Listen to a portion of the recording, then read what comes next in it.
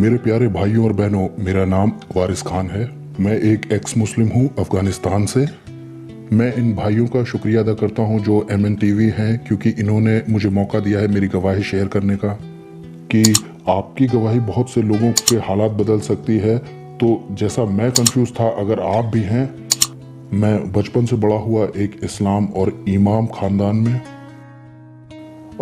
मेरी माँ को बहुत ज़्यादा दिलचस्पी थी कि वो मुझे एक मदरसे में डाले जो कि एक मजहबी स्कूल होता है।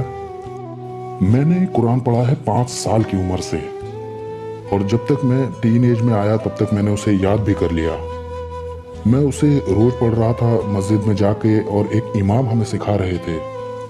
मेरे लिए ये समझना बहुत कठिन था कि ये ज़ोर ज़बरदस्ती क्यों है, ये ज़ोर ज़बरदस्ती हर चीज़ में क्यों।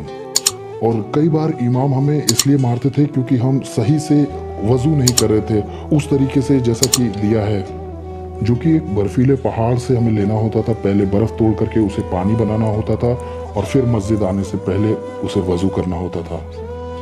जबकि मेरी माँ का मकसद था कि मैं इमाम बनूं, क्योंकि हमारे सारे रिश्तेदार इमाम बैकग्राउंड से ही थे। तो मैं इमाम ख़ानदान में ही बड़ा हुआ था और इमाम बैकग्राउंड ही था, जब तक कि मुझे वैसे उससे कोई प्रॉब्लम नहीं थी। तो मुसलमान होने के नाते बड़े हौसले से मैं इस मुल्क में आया, अपने ख़ानदान के साथ रह रहा था, एक मुस्लिम फॉलोवर था। लेकिन वो दिन आया जब मेरी शादी हुई, मेरे बच्चे हुए, और मेरी बेटी 7 साल की थी, और वो सचमुच बहुत बीमार थी। और ये वो समय था जब मैं और ज़्यादा अपने मज़हब को प्रैक्टिस करने लग गया। अपने कुरान पढ़ने के तरीके से, सिर्फ कुरान, और ज़्यादा रोज़े, और ज़्यादा कुर्बानियाँ। और मेरी माँ जाती थी सऊदी अरेबिया हर साल हज करने के लिए। वो वहाँ पर 4 बार गई थी, और 5वीं बार जब वो सफ़र में थी तो वहीं वो मर गईं। जब वो पहली बार गई और फिर दूसरी बार गई, उसके बीच में मेरी बेटी बीमार पड़ गई, और मैंने उनसे कहा कि मेरी बेटी के लिए दुआ कीजिए, कुछ कीजिए। उन्होंने वहाँ कुर्बानी की, मेमने की कुर्बानी की सऊदी अरेबिया में, मेरी बेटी की बीमारी के लिए। वो लेके आई थी, बहुत सारी चीज़ें लेके आई थी शिफा के लिए, जिसमें कुरान की आयतें लिखी हुई थी। एक कप था, चांदी का कप, पानी पीने के लिए। हम उसे अपनी ज़ुबान में कहते हैं जामे दुआ, लेकिन उससे कुछ भी अच्छा नहीं हुआ। क्या अच्छी हुई वो? नहीं, उसकी हालत और बिगड़ गई। और मुझे हफ्ते में 2 बार तो उसे हॉस्पिटल ले ही जाना पड़ता था, और एक बड़ा टैंक था हमारे पास उसके बेड के बगल में। हम नाक से ऑक्सीजन लगाते थे उसे, और उसे स्कूल जाने में भी बहुत मुश्किल हो रही थी। और स्कूल के लिए हमारे पास इतनी बड़ी एक बोतल में दवाई होती थी, जो कि हम टीचर को दे देते थे, ताकि बस इतना हो कि वो ठीक रहे। तो मेरा ये सवाल था कि आखिर क्यों मेरी दुआओं का जवाब नहीं आ रहा है? क्या मैंने मजहब में कोई गलती कर दी है? क्या मैंने ज़्यादा दुआ नहीं की, या मैंने ज़्यादा कुर्बानी नहीं की? क्या मैंने कुरान ज़्यादा नहीं पढ़ा? अरे, मैंने तो उसे पूरा याद कर लिया, अब बचा ही क्या है? मुझे किधर जाना चाहिए? तो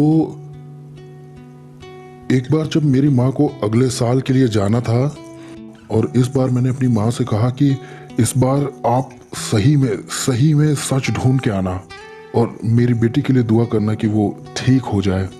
और मेरी माँ ने मुझसे कहा कि ठीक है, जब मेरा जाने का समय आएगा तो मैं तुम्हें बताऊंगी। मुझे एक ख्वाब आया, बहुत बुरा ख्वाब आया।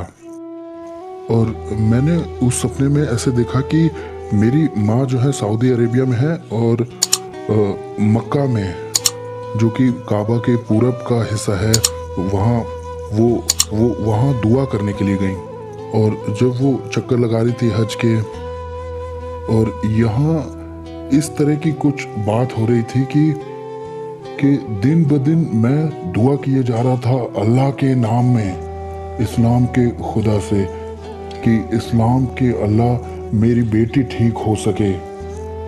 और मुझे नहीं लगा कि मेरी कोई दुआ सुनी गई। वहाँ मेरी माँ सऊदी अरेबिया गई हैं, क्योंकि मैं बच्चों को छोड़ के नहीं जा सकता और बेटी को ले जा नहीं सकता, क्योंकि यहाँ मेरी भी एक ज़िंदगी है। और मेरी माँ जाती हैं, और मैंने उनसे कहा है कि आप कुर्बानी करिए वहाँ। और वो गई हुई थी कुर्बानी के लिए, वो मेमने की कुर्बानी थी।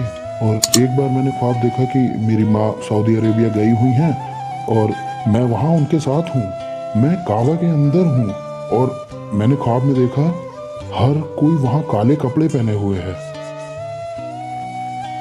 अब ये सफ़ेद क्यों नहीं थी, ये मैं इसे देख रहा था काबा के अंदर से ही, और मैंने देखा कि एक पत्थर या कोई चीज़ पड़ी है और उस पर कपड़ा है, वो ऐसे रेशम का कपड़ा है और उसमें एक डिज़ाइन ऐसी बनी हुई है।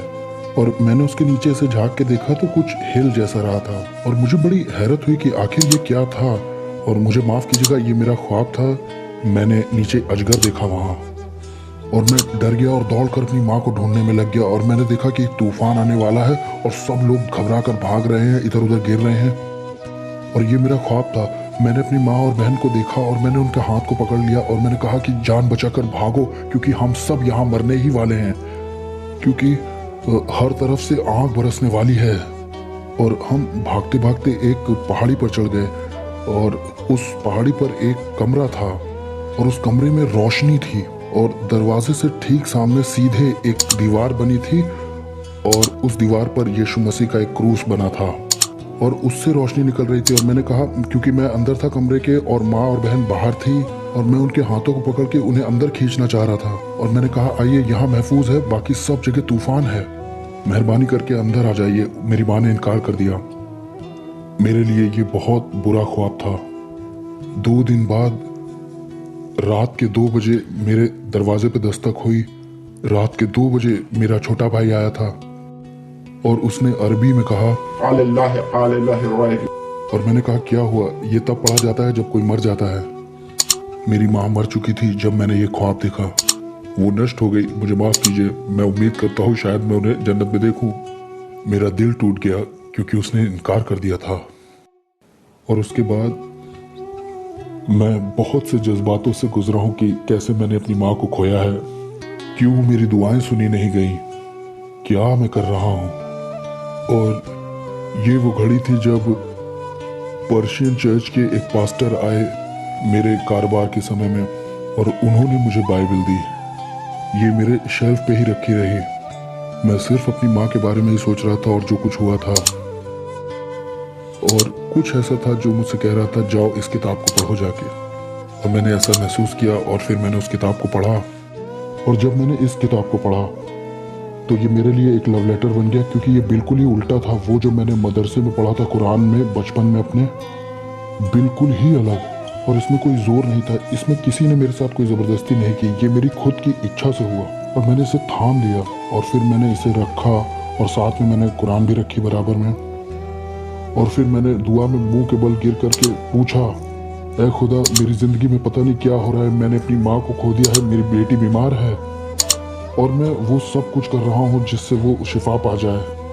और डॉक्टर ऐसे कहते हैं, और यहाँ अब मेरी माँ भी मर चुकी है, अब मैं ये कैसे करूँगा?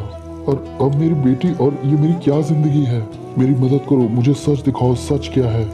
मेरा एक हाथ बाइबल पर था, एक हाथ कुरान पर भी था और ये हाथ गर्म होने लग गया और मुझे लगा कि किसी का हाथ मेरे हाथ पर रखा हुआ है। तो मैंने इसको थाम लिया पूरी इज्जत के साथ और मैं इसे लाया और इसे पढ़ा और रात के 2 बज गए थे। और ऐसा हुआ कि मैं अपनी ज़िंदगी में दिन ब दिन और खुश होता चला गया। और फिर मेरी बेटी भी ठीक हो गई और वो कभी दोबारा बीमार नहीं पड़ी। और फिर मैं चर्च जाने लग गया और अब मैं फ्री हूँ यीशु के नाम में। और मैं खुदा का शुक्रिया अदा करता हूँ कि अब मैं एक नई ज़िंदगी में आ गया हूँ और मेरी बेटी दोबारा कभी बीमार नहीं पड़ी, वो चंगी हो गई। और मैं यीशु की खिदमत करता हूँ अपनी गवाही से। और मैं ये भी दुआ करता हूँ कि जिसने भी मेरी गवाही सुनी है वो इस फैसले पे आए कि वो मसीह के वचन को पढ़े जो कि ज़िंदगी बदलता है। शुक्रिया भाइयों और बहनों, आपने समय निकाल के मेरी गवाही को सुना।